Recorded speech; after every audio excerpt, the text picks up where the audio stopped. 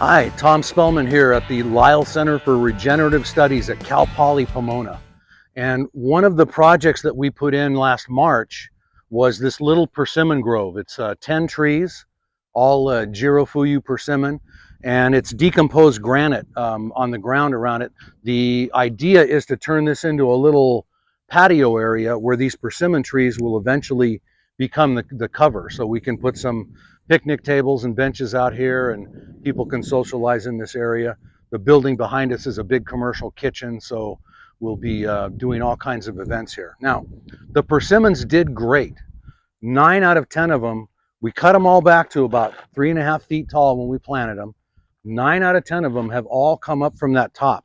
But this one, for some reason, lost about 2 feet worth of cane. So it did come back from lower growth, and all 3 of these branches are the true to type Jiro-Fuyu persimmon.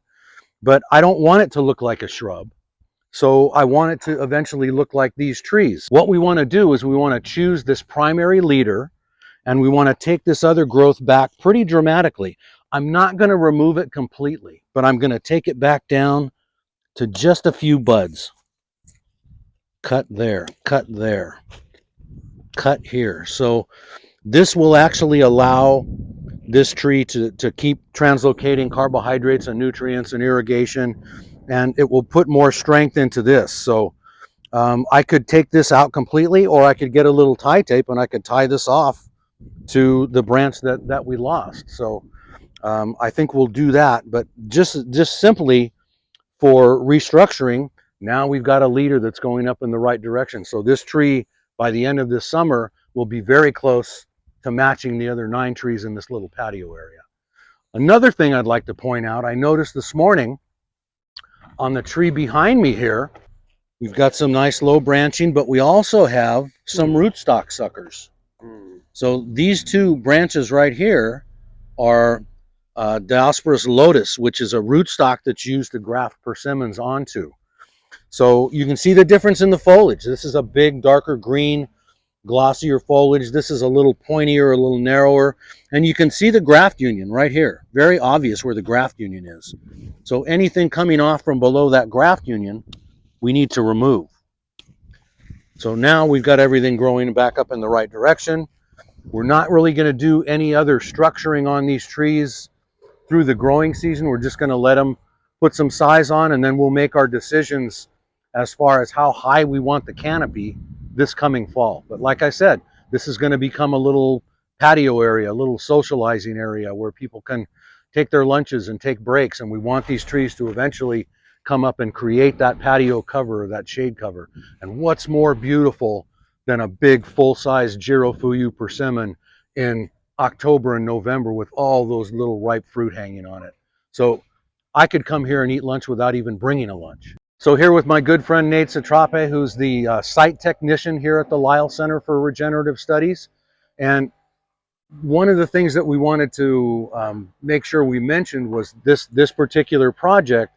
We want these trees to become large. We want these trees to become the canopy, the shade cover for this area. So how would we prune this tree to achieve that, Tom? That's a good question, Nate. And what we're going to do right now is nothing. We're going to let these guys go for the rest of the season.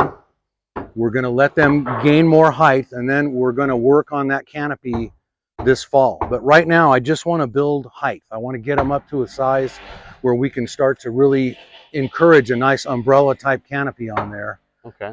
But I don't, they're doing so well. They're growing out so well. The vigor is good. The color is good. Okay. I don't want to interrupt too much of that right now in the middle of summer. Okay. So we'll make those decisions later on this fall, probably November. All right. We're in good shape then. Yeah, I think they're beautiful. They're doing everything I want to do. And you know, we've got the suckers removed. We've got that other one touched up so that it's going to come into balance with these. So I'm going to leave this in your hands, Nate. All right. Well, I just want to reflect how grateful we are here at the Lyle Center to be partnering with Tom and be getting your guidance to have these trees be very healthy and very productive. Yeah, it's a great relationship, and I can't tell you how much I love this project. So Tom, you know, considering the fact that we're going to let these trees grow into a large canopy, provide shade and fruit, you know, with our summer pruning here, Would we remove these lower branches? I see a lot of growth down low. Normally, the other trees we have, will we do that here? Well, we could. We absolutely could do that now, but there's two considerations. Number one is I don't want to interrupt the vigor of these trees. They're really doing well. They're really pushing out nice. They've got, you know, great color. They've got great vigor. They're doing just what I want them to do. Another reason that I would like to leave this growth in now is, even though these trunks were whitewashed originally, this lower growth is still providing a fair amount of shade on those lower trunks. So I think these trees will do much better if we leave that on and come back in, say, October or November, and we can do a little bit more shaping then. Once the daylight hours are shorter and the weather's cooling down a little bit and we don't have so much to worry about as far as sunburn. And at that time, we'll re-whitewash the trunk. So Tom, something that's concerning me is I've noticed on a few of these persimmons over here, there's a little bit of bark removed down low. Do you know what's going on here? Yeah, Nate, that's pretty clearly damage from rabbits or bunnies. And I've seen a fair amount of them around here this morning. So, and it'll get worse the later you go into summer. So you want to make sure that you're getting these protected. Again, let's get some of the IV organics on there and go up about 12 to 18 inches.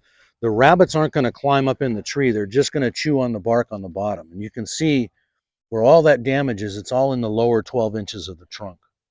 So the nice thing about the IV organics, number one, this is a slightly colored solution, so it actually matches up very well to the natural bark of the persimmon, but it does have some deterrent fragrances in there that will keep the rabbits and the rats and the other rodents from actually chewing on that trunk. So, you know, not only are you protecting from sunburn, but you're getting some protection from the varmints themselves. You know, that's one thing with this project. I mean, you've got hundreds of acres of native vegetation just to the west of you here, right? And even on a couple of different sides. So everything out here is hungry. You've got rabbits, you've got squirrels, you've got mice and rats, and you know, you do have some hawks and some owls and some coyotes, but I don't think they're actually taking care of the whole problem. So you just got to be ahead of them. So that's it on the persimmons. Thank you again for watching. Give me a thumbs up, subscribe to my channel, and make sure you tell your friends about us. Let's grow some grapefruit and eat some grapefruit this summer. Thank you. Bye, everybody.